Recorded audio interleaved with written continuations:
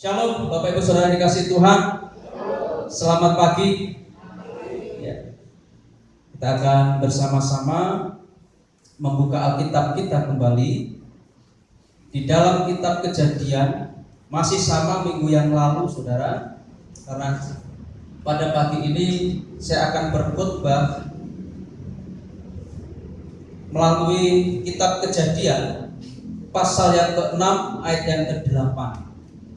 Masih dalam tema yang sama, tapi ini adalah bagian yang kedua. Silakan Mas Dendi, minta tolong slide-nya.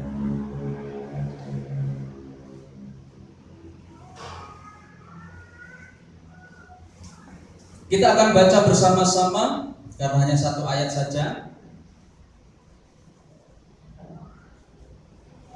Kejadian pasal 6 ayatnya ayat yang ke-8.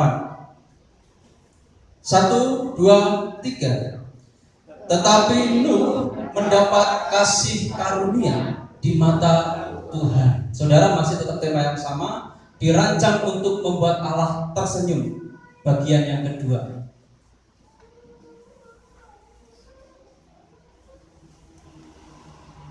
Mas Dani, Bluetooth-nya.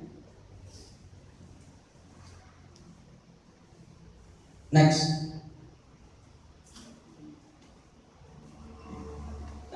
Saya akan membacakan ayat Kejadian 6 ayat 8. Kalau tadi kita membaca di dalam Alkitab kita, terjemahan yang baru, saya akan membacakan untuk Bapak Ibu Saudara dari terjemahan yang lainnya, yaitu bahasa Indonesia sehari-hari. Tetapi Nuh menyenangkan hati Tuhan. Tetapi Nuh menyenangkan hati Tuhan. Sejarahnya saudara, udah bisa Mas Dani? Oh bisa.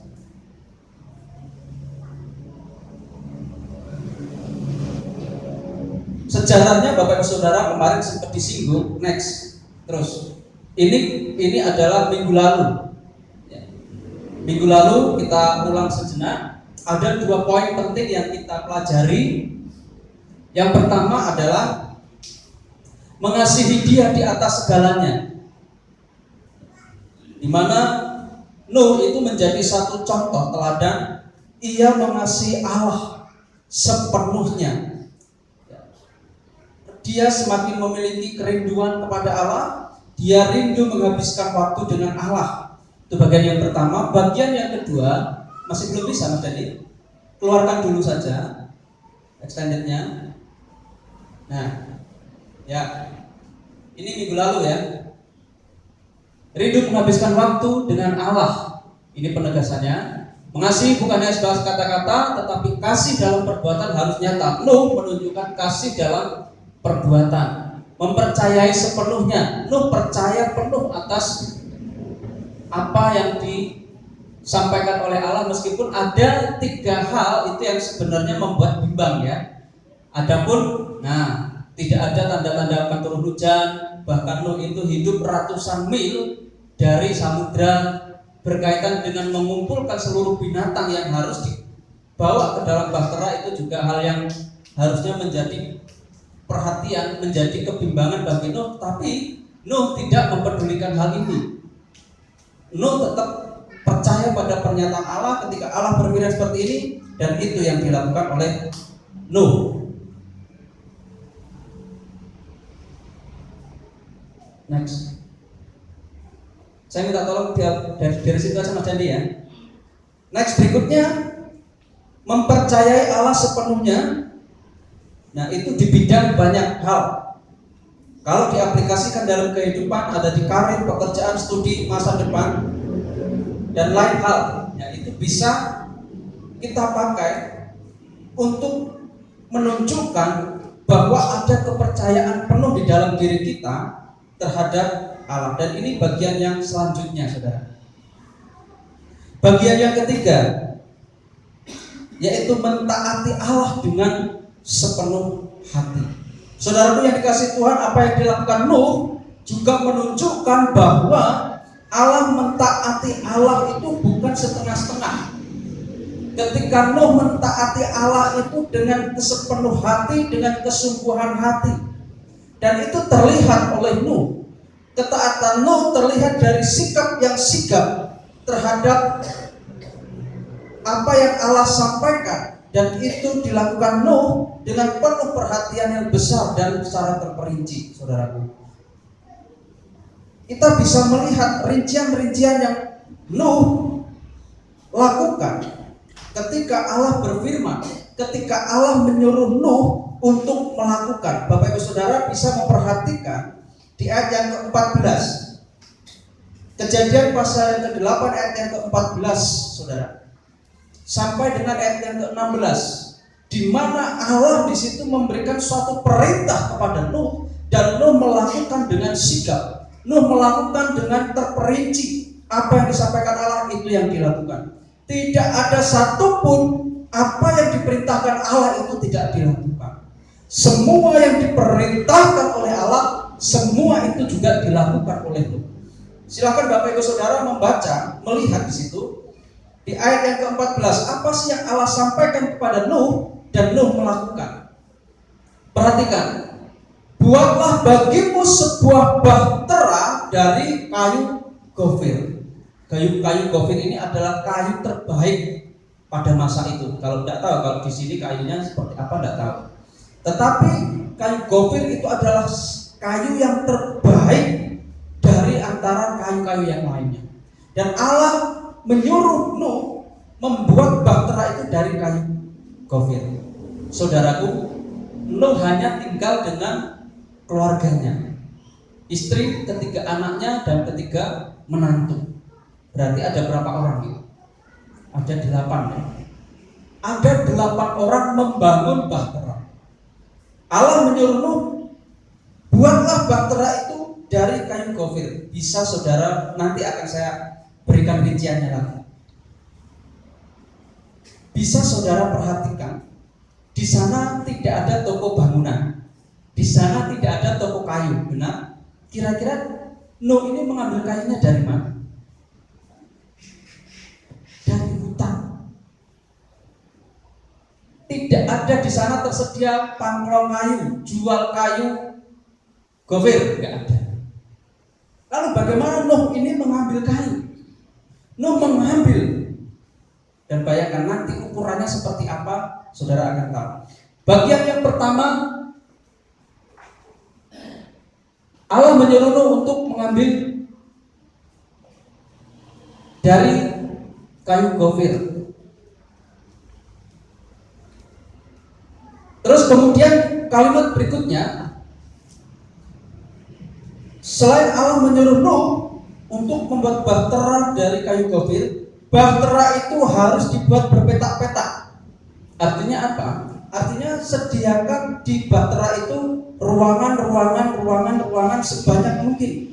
Karena yang akan dibawa Nuh bukan hanya Nuh dan keluarganya, tetapi apa yang akan dibawa Nuh ini juga adalah binatang-binatang, baik melata, baik merayap, baik yang halal maupun yang tidak halal. Semua harus dibawa. Ada ketentuan Allah. Yang halal itu berapa pasang? Ingat, 6 pasang. Tapi yang haram 1 pasang. Bawa mereka untuk apa? Kelangsungan hidup. Karena pada waktu itu Allah akan memusnahkan orang-orang yang ada di bumi.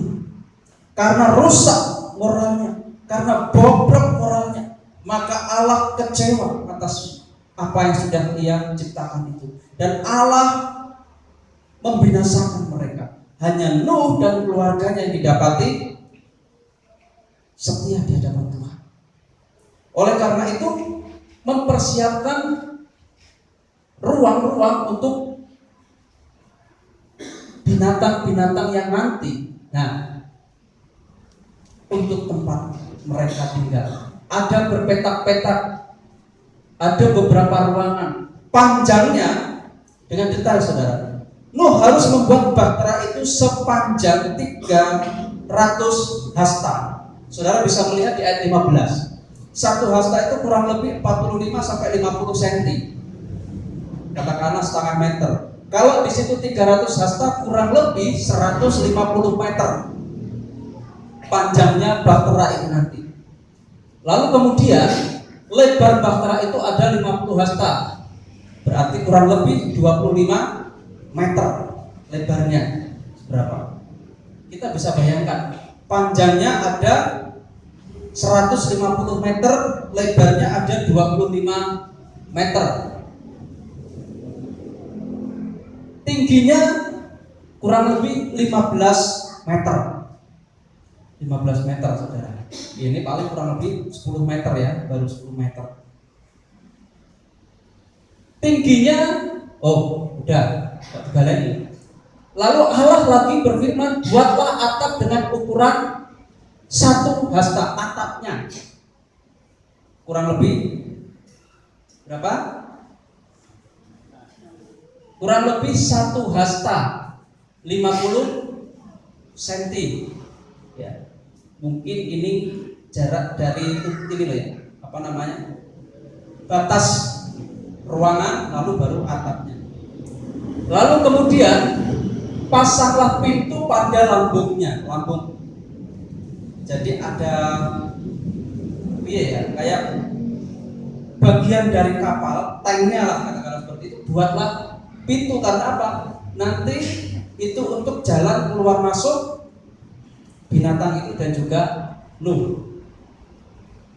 Kemudian buatlah bahtera itu bertingkat di bawah, tengah, dan atas. Bawah, tengah, atas, berarti ada 3 tingkat, saudara. Panjangnya 150 meter, lebarnya 25 meter, tingginya 15 meter. 15 dibagi 3, mungkin itu hitung-hitungan ya. Berarti pintar matematika menurut 15 bagi 3, berarti masing-masing 5 meter tingginya. Mungkin gitu ya. Karena nanti yang akan menempati itu gajah, jerapah kan, terus zebra dan lain sebagainya. Sehingga membutuhkan ruang yang sangat luas dan tinggi. Ini adalah ketentuan-ketentuan dari Allah yang Dia sampaikan, dan Nuh melakukannya itu. Bayangkan, satu keluarga saat itu nggak tahu peralatannya apakah sudah secanggih ini. Belum ya. Mungkin kalau mau nyari tatak, pahat dan sebagainya nggak tahu gimana caranya. Kira-kira bayangkan butuh berapa lama waktu pembuatan bahtera. Di dalam tafsiran, saudaraku yang dikasih Tuhan, ditafsirkan kira-kira Nuh membuat bahtera itu sampai selesai sampai 250 tahun. Lamanya pembuatan bahtera itu 250 tahun. Seberapa kali lipat usia kita? 250 tahun. Karena ya hanya pekerjaannya hanya sedikit. Di samping itu juga mereka mencari bahannya pun juga nggak gampang. Ya, kalau sekarang tersedia telepon gitu, WA gitu, semua material sudah disediakan. Mungkin lebih cepat. Nah ini semua belum tersedia. Maksudnya dalam bentuk yang sudah siap tersedia, masih bahan mentah, kayu ya gelondongan dan sebagainya. Bayangkan saudara, itu tafsiran, kebenarannya tidak tahu. Nah saudara ini dikasih Tuhan, kemudian kita akan lihat bagaimana Allah berfirman dan Nuh betul-betul mentaati itu. Perhatikan bahwa Nuh taat sepenuhnya. Tidak ada petunjuk Allah yang diabaikan. Semua catatan-catatan itu, semua ketentuan-ketentuan Allah itu dilakukannya dengan sigap, dilakukannya dengan sepenuh hati, dilakukannya dengan penuh tanggung jawab. Sehingga tidak ada petunjuk Allah yang diabaikan. Tidak ada pernyataan yang Allah sampaikan itu yang tidak dilakukan. Semuanya dilakukan dengan setia. Perhatikan bahwa Nuh mentaati Allah dengan tepat dalam cara dan waktu yang Allah inginkan untuk penyelesaian bahtera itu.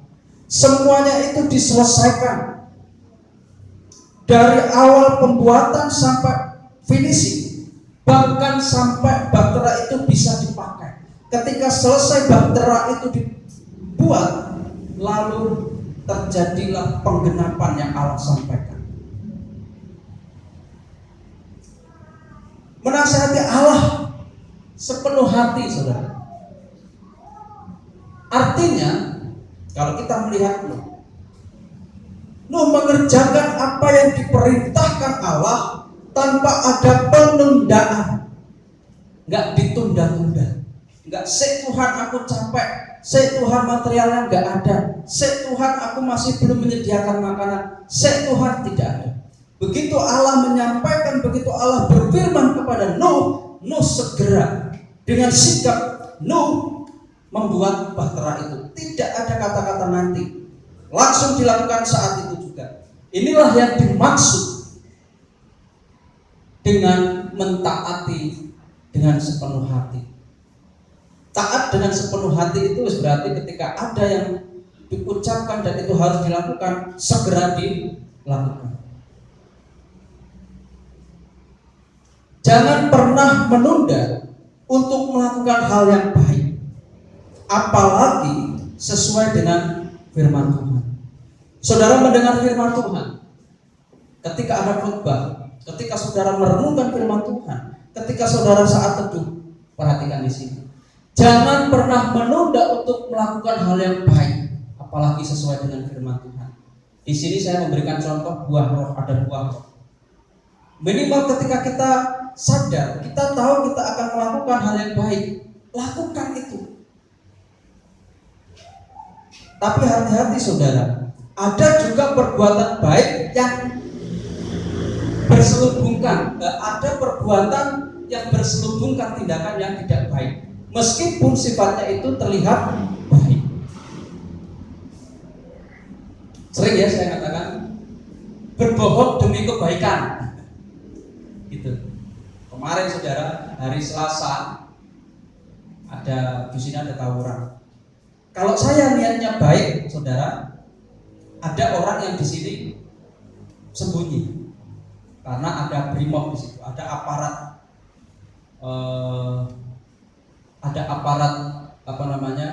dari kepolisian dan brimob di situ untuk mengamankan. Di sini ada yang berjaga sekitar 10 ada kali ya, lebih ya.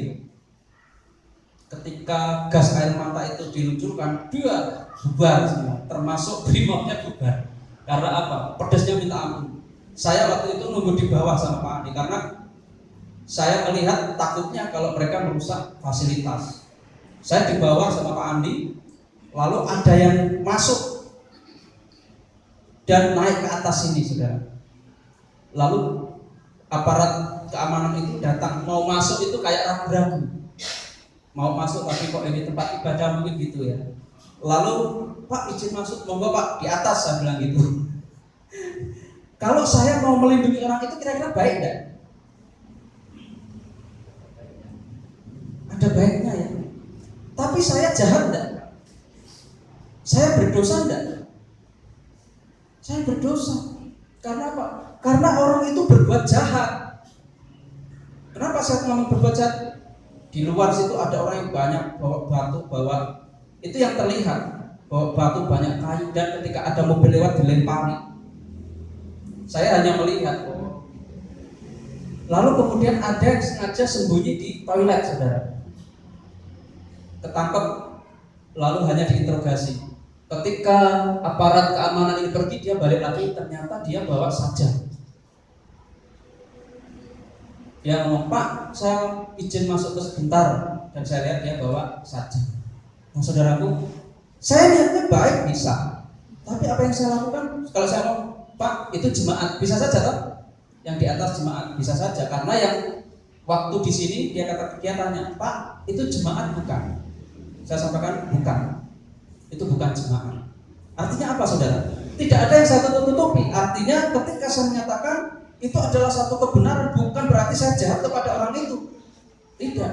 Justru saya menunjukkan bahwa dia harus bertanggung jawab terhadap apa yang dia perbuat. Loh, saya baik.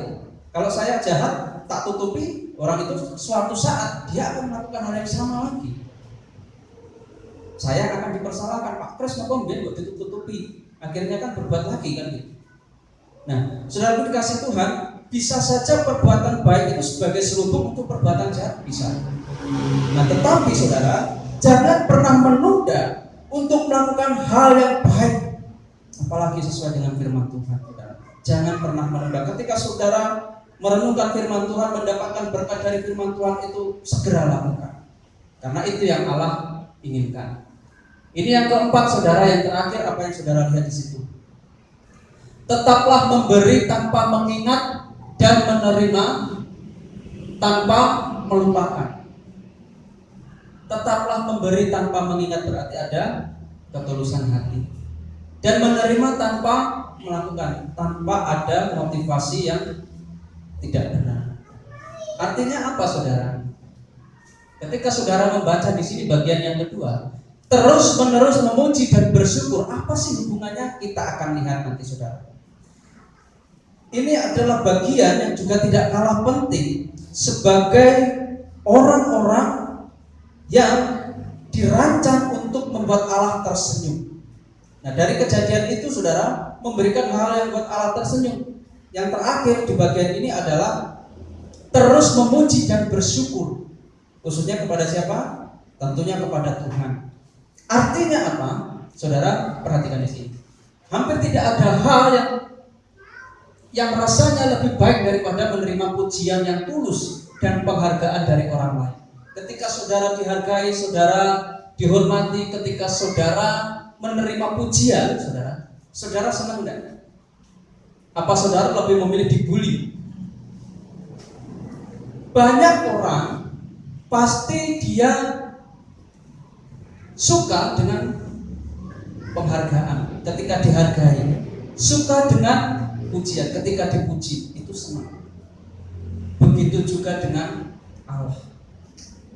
Ketika Allah dipuji, ketika Allah terus menerus kita memiliki satu penghargaan yang tinggi kepada Allah, Allah itu senang.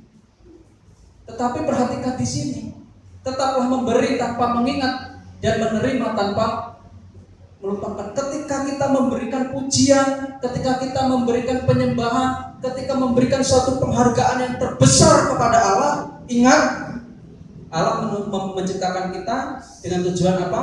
Untuk menyenangkan hati. Ketika kita melakukan semuanya ini bukan semata-mata untuk diri kita, tetapi apa yang kita lakukan ini adalah untuk kesenangan Allah, untuk membuat Allah tersenyum. Saudara itu tidak dipuji pasti merasa berbunga-bunga, senang ini bunga. Allah pun juga.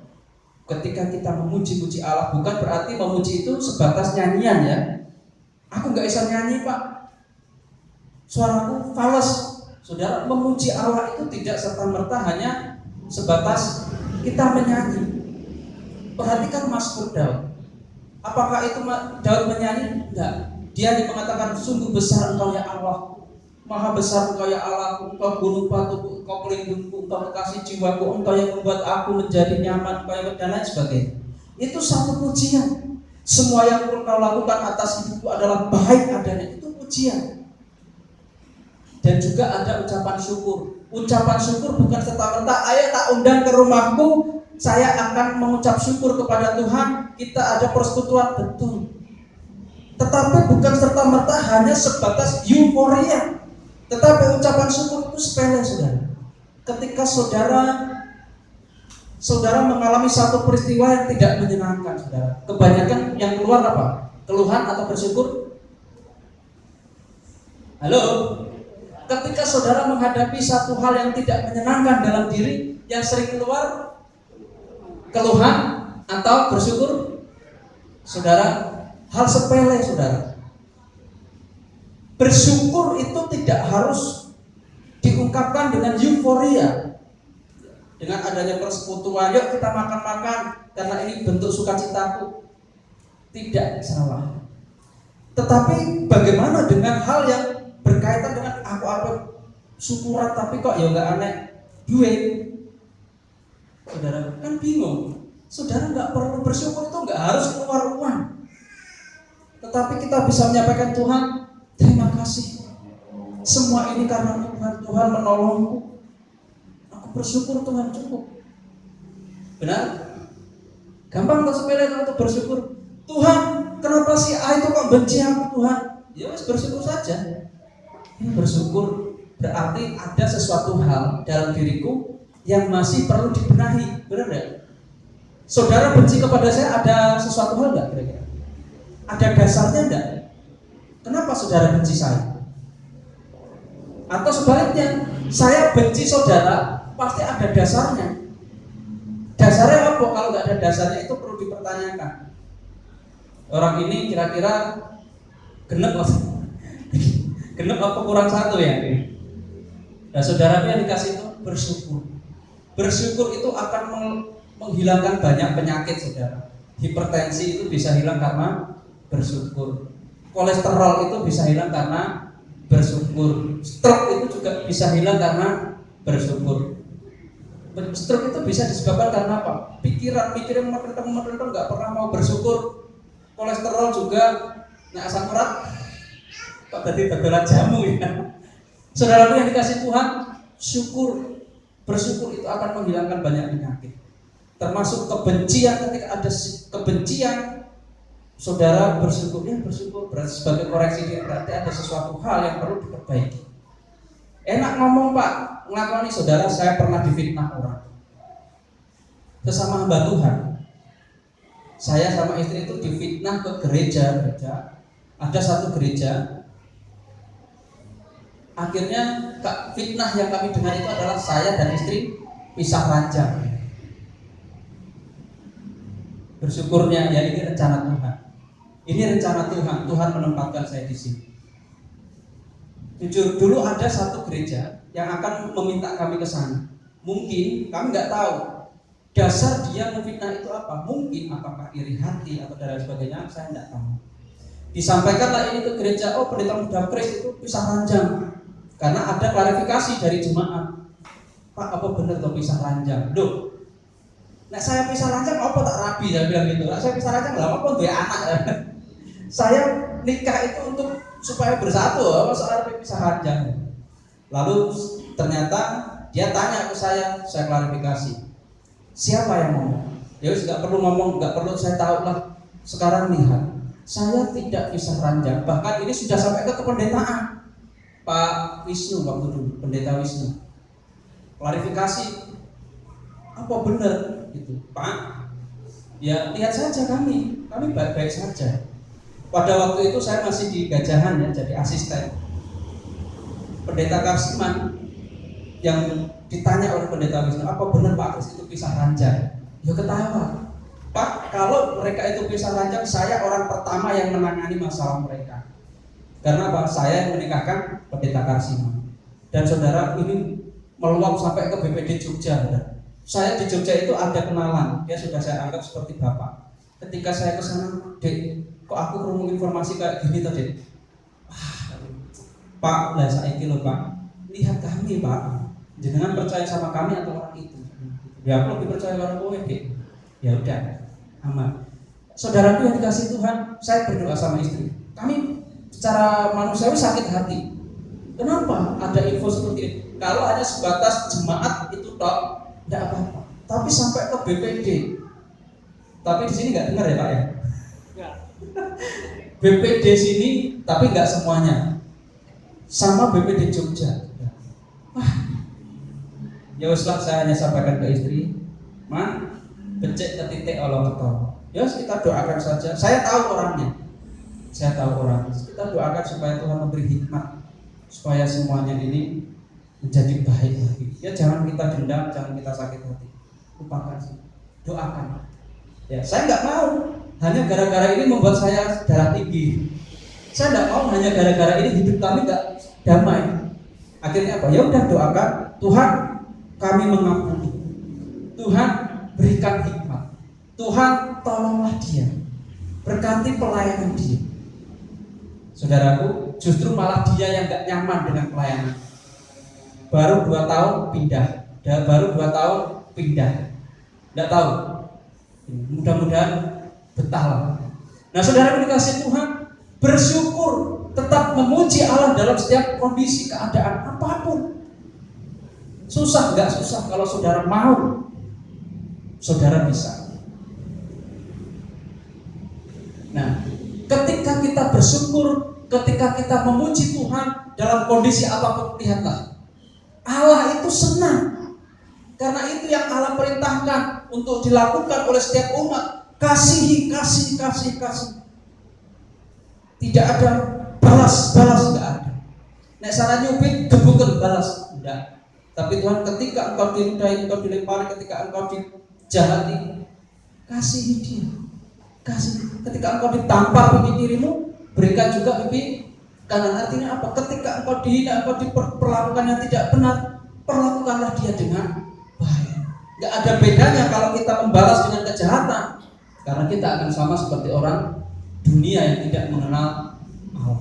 Kehidupan Nuh membawa kesenangan bagi Allah karena ia hidup dengan hati yang penuh ucapan syukur. Saudara, kesenangan Allah terjadi karena Nuh senantiasa mengucap syukur kepada Allah. Nanti akan saya buktikan, saudara. Nuh senantiasa mengucap syukur. Kita lihat ketika air bah itu sudah melanda seluruh bumi, ketika Nuh bersama dengan keluarga berada di bahtera selama 40 hari 40 malam, ketika Nuh melihat kondisinya sudah membaik, Nuh akhirnya bisa mendarat ke bumi lagi. Artinya apa? Semua banjir itu, air bah itu sudah surut dan Nuh bisa melakukan aktivitasnya dengan baik. Tindakan pertama Nuh saat selamat dari air bah adalah menyatakan syukurnya kepada Allah dengan mempersembahkan korban di ayat 20. Saudara bisa melihat. Saya akan bacakan untuk Bapak Ibu Saudara yang dikasihi Tuhan.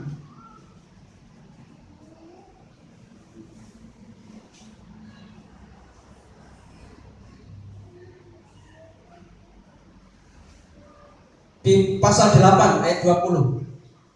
Lalu Nuh mendirikan mezbah bagi Tuhan dari segala binatang yang tidak haram dan dari segala burung yang tidak haram. Diambilnya lah beberapa ekor, lalu ia mempersembahkan korban bakaran di atas mezbah itu.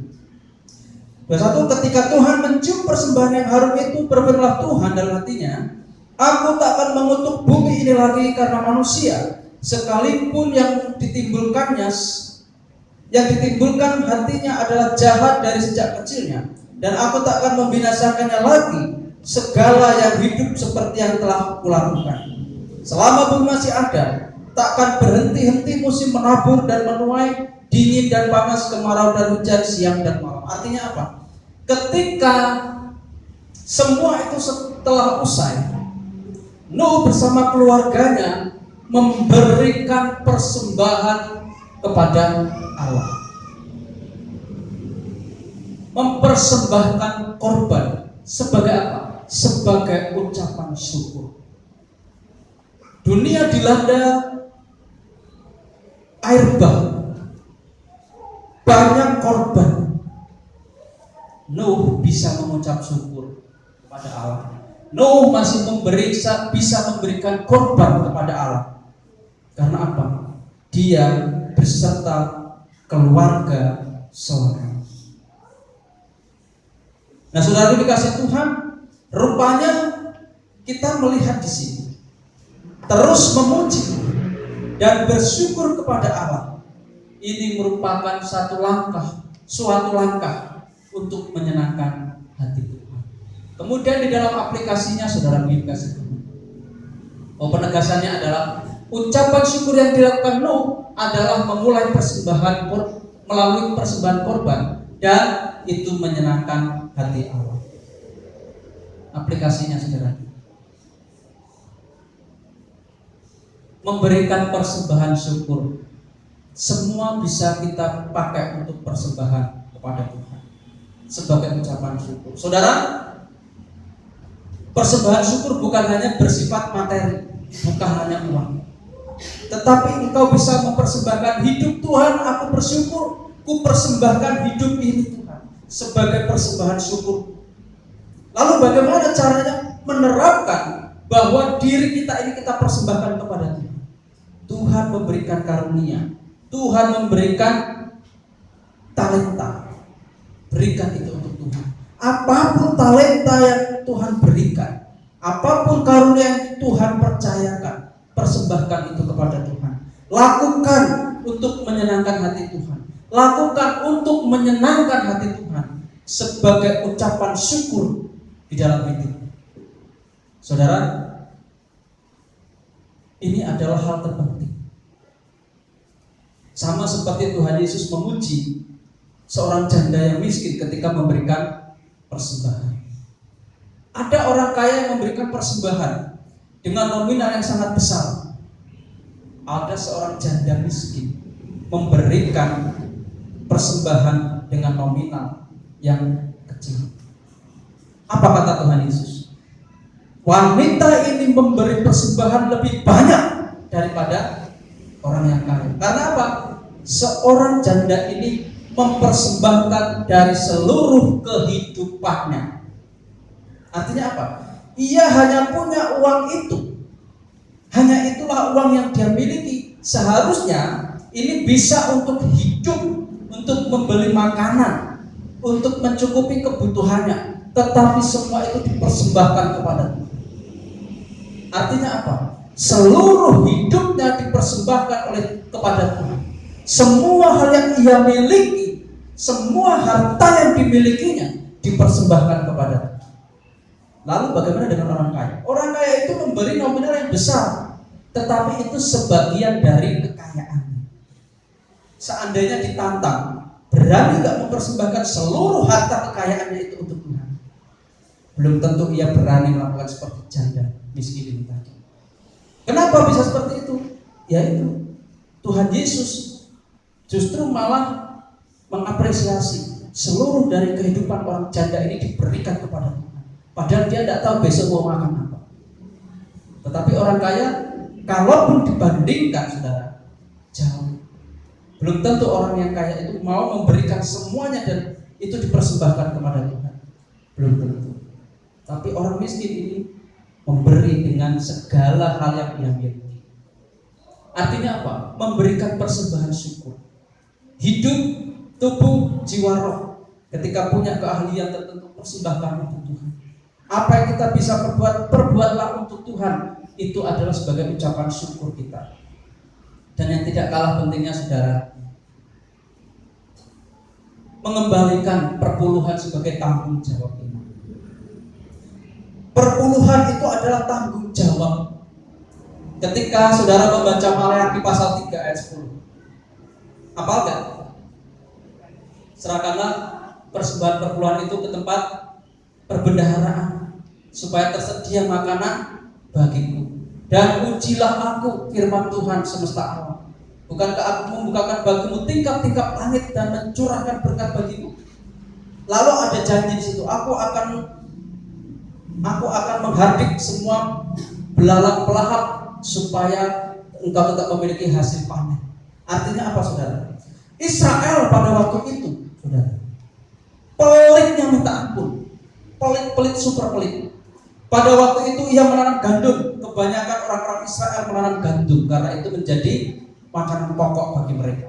Ada juga mereka menanam selain gandum banyak hal ya. Ada apa namanya yang dibikin minyak itu apa namanya?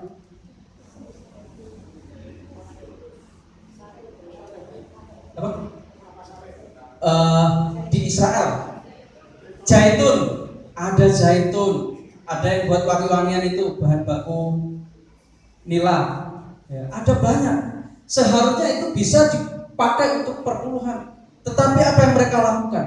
Pelitnya minta ampun. Seharusnya mereka membawakan perpuluhan, mengembalikan itu kepada Tuhan 1/10 dari penghasilannya, dari pendapatannya, dari pertaniannya. Karena apa? Mengingat firman Tuhan tadi, supaya tersedia makanan di rumah. Berkas-berkas gandum hasil dari perpuluhan itu nanti dibawa ke bait suci. Untuk apa? Untuk makan orang-orang yang ditugaskan Allah. Mereka yang tidak mendapatkan hasil pertanian, mereka yang tidak mendapatkan tanah, mereka yang tidak mendapatkan tanah perjanjian itu. Mereka adalah orang-orang yang dikhususkan oleh Allah, yaitu suku Lewi. Orang-orang lain itu tidak mendapat bagian tanah. Mereka dikhususkan untuk melayani Tuhan. Makanya firman Tuhan ini disampaikan supaya tersedia makanan di rumahku, supaya mereka orang-orang Lewi kehidupannya terpelihara, mereka yang melayani di bait Allah kehidupannya juga terpenuhi. Tapi Israel pelit, bahkan sampai sudah ditunjukkan, aku akan menghalang bagimu belalang-belalang supaya gandum dan pertanianmu itu tetap aman, terjaga dan tidak dihabiskan. Saudaraku, betapa pelitnya Israel padahal sudah diberkati. Maksudnya Allah apa? Janganlah engkau begitu perhitungan terhadap Allah. Saudara yang dikasih Tuhan, perpuluhan itu merupakan tanggung jawab iman. Tanggung jawab seorang yang beriman dalam perpuluhan. 1/10 dari penghasilan itu adalah milik Allah, dan itu seharusnya dikembalikan, diserahkan kembali kepada Allah. Nah, saudara dikasih Tuhan, kenapa ini hal penting? Ini berkaitan dengan iman. Sampai sejauh mana kita beriman kepada Allah, itu hanya 1/10-nya saja. Saudara, berarti kita masih punya 90%-nya loh dari penghasilan itu. Bukankah itu lebih banyak daripada apa yang diserahkan kepada Allah? Kalau 1.000 1/10-nya 100, ya kan? 10.000 1.000, lebih banyak 9.000 toh.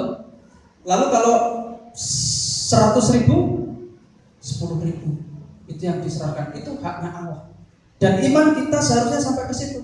Tetapi ingat ya, ada orang-orang yang juga memiliki kesalahpahaman berkaitan dengan perpuluhan. Banyak orang menganggap bahwa ketika aku memberikan persepuluhan ini, menyerahkan persepuluhan ini, nanti Allah akan mengembalikan berkali lipat. Salah, saudara. Itu motivasi yang salah. Itu tidak benar. Yang benar adalah ketika kita menyerahkan perpuluhan, itu adalah tanggung jawab iman kita kepada Allah. Karena sudah sepatutnya apa yang menjadi milik Allah itu dikembalikan. Tidak ada motivasi apapun kecuali dalam diri kita kesadaran, oh ini milik Allah, jadi sudah harus dikembalikan. Sama seperti saudara meminjam sesuatu hal kepada orang lain, kewajibannya mengembalikan. Ketika saudara pinjam sepeda motor, kewajibannya apa? Ya mengembalikan, itu bukan haknya. Sama perpuluhan pun juga gitu. 1/10 itu adalah milik Allah dari penghasilan saudara. Maka itu sudah sewajibnya kita mengembalikan kepada Allah. Apakah kita pantas berharap ketika aku memberikan ini nanti Allah akan memberi yang lebih besar? Ketika saudara mengembalikan motor, apakah saudara berharap bahwa nanti akan dipinjam mobil atau helikopter? Kan enggak lah. Ketika saudara mengembalikan, ya wes, bersyukur, ini milikmu, tak kembalikan. Kita bisa mengucapkan terima kasih. Benar? Kita mengucapkan terima kasih enggak ketika kita menyerahkan perpuluhan kepada Allah? Itu yang sering terlupakan dalam diri kita. Kita menganggap persepuluhan itu bukan hanya sebatas tanggung jawab iman, tetapi yang salah adalah nanti Allah akan memberkati lebih daripada itu. Percayalah saudara. Injil Matius menegaskan 6 ayat 33. Cari dahulu kerajaan Allah, carilah kebenarannya, maka semuanya itu akan ditambahkan kepadamu. Berbicara tentang apa konteksnya? Kekhawatiran. Apa yang akan kamu makan, minum, pakai? Bahkan digambarkan burung pipit yang tidak menanam dan tidak menuai dipelihara oleh Allah, apalagi hidupmu. Saudara yang kasih Tuhan, maka yang paling prioritas adalah cari dahulu kerajaan Allah. Di mana Allah itu bertahta. Allah bertahta dalam hidup kita, Allah bertahta dalam rumah tangga, Allah bertahta dalam gereja ini. Setiap kita tunduk atas Allah, itu kerajaan Allah. Ketika kita sudah menemukan hal itu, maka percayalah bahwa semuanya itu akan ditambahkan kepada berkat. Kita nggak perlu cari berkat, yang kita cari Tuhan menjadi sumber berkat. Renungan hari Rabu lalu, saudara, saya menyampaikan ini. Kita seperti pohon yang ditanam di tepi aliran air, tidak akan pernah kering dan menghasilkan buah pada musimnya. Bukan demikian orang fasik, berbeda. Nah, saudara dikasih Tuhan, terus menerus memuji dan bersyukur, pujian, luapan bahagia bahagia, sukacita, pengagungan kepada Tuhan itu adalah pujian. Ada rasa syukur kita seberapapun berkat yang Tuhan percayakan, Tuhan berikan. Saudara ingat, kita punya tanggung jawab terhadap berkat itu. 1/10 adalah milik Tuhan. Kembalikan itu, serahkan kembali itu kepada Tuhan. Terima kasih Tuhan atas berkat-Mu. Yang betul harusnya gitu. Ketika kita menyerahkan perpuluhan itu, terima kasih Tuhan atas berkat-Mu selama ini. Karena apa? Ya itulah ucapan syukur. Kita mengucap syukur karena Tuhan sudah memberikan berkat. Kita mengembalikan hanya Tuhan sambil mengucapkan syukur. Terima kasih Tuhan atas berkat-Mu. Nah, ini yang ditunggu-tunggu. Kesimpulannya, saudara. Keselamatan datang hanya oleh kasih karunia, bukan usaha diri sendiri. Tetapi sebagai anak Allah kita bisa mendatangkan kesenangan pada Allah melalui ketaatan. Setiap tindakan ketaatan juga merupakan perbuatan yang menyembah Allah. Ya, penyembahan tahu ya, kemarin beberapa minggu lalu ya. Tunduknya tubuh jiwa roh atas otoritas Allah. Pujian dan syukur bermanfaat dalam dua segi. Pertama, kita menikmati apa yang telah Allah lakukan bagi kita. Ketika ada ucapan syukur, ketika kita menikmati kebaikan-kebaikan Allah dan kita mengucap syukur, berarti saudara yang dikasih Tuhan, kita menikmati apa yang telah Allah lakukan. Ketika kita bersyukur, berarti kita benar-benar menikmati apa yang Allah lakukan dalam hidup kita. Dan ketika kita mengekspresikan kenikmatan tersebut kepada Allah, maka hal ini akan mendatangkan sukacita baginya. Mengekspresikan kenikmatan adalah sebagai ucapan syukur kita kepada Allah, dan itu mendatangkan sukacita. Banyak hal yang menunjukkan ekspresi kita menikmati rasa syukur kita itu kepada Allah. Banyak hal, dengan banyak cara ya tadi ya. Ketika kita menyampaikan, ketika kita bahagia sukacita, kita sampaikan kepada Allah, mengundang teman-teman untuk makan bersama, nah itu ekspresi. Pujian dan syukur bermanfaat untuk menikmati apa yang telah Allah lakukan bagi kita dan mengekspresikan kenikmatan tersebut pada Allah. Inilah yang mendatangkan sukacita bagimu. Perlu ekspresi sehingga apa yang kita lakukan itu menyenangkan hati Allah. Kiranya firman Tuhan ini memberkati kita semua. Kita akan menjadi pelaku-pelaku firman Tuhan. Tim musik saya undang maju ke depan. Kita akan menjadi pelaku-pelaku firman, khususnya di minggu ini. Jangan pernah menunda untuk melakukan hal yang baik, apalagi sesuai dengan firman Tuhan. Artinya apa? Mentaati Allah dengan kesungguhan hati. Taatilah Allah. Lalu kemudian yang kedua, terus-menerus memuji dan bersyukur. Ada rasa syukur yang bisa kita sampaikan kepada Allah melalui apapun juga, termasuk ekspresi kita di dalam bersyukur. Kita bisa mengucapkan syukur kepada Allah melalui tindakan kita yang menyenangkan hati Allah, melalui tindakan kita yang menunjukkan bahwa kita bersyukur kepada Allah, melalui persembahan, memberikan persembahan syukur, mengembalikan perpuluhan yang menjadi tanggung jawab iman kita. Dan itulah yang menyenangkan hati Allah. Berarti kita bukan menjadi orang yang perhitungan kepada Allah. Nah, saudara dikasih Tuhan, kita akan meresponi firman Tuhan dengan satu pujian, aku mengasihi Engkau Yesus. Biar pujian ini bukan hanya sekedar nyanyian, bukan hanya sekedar syair yang kita lakukan, tetapi pujian ini akan menjadi bentuk ekspresi kita terhadap firman Tuhan yang saat ini kita dengar bersama-sama. Aku mengasihi Engkau Yesus.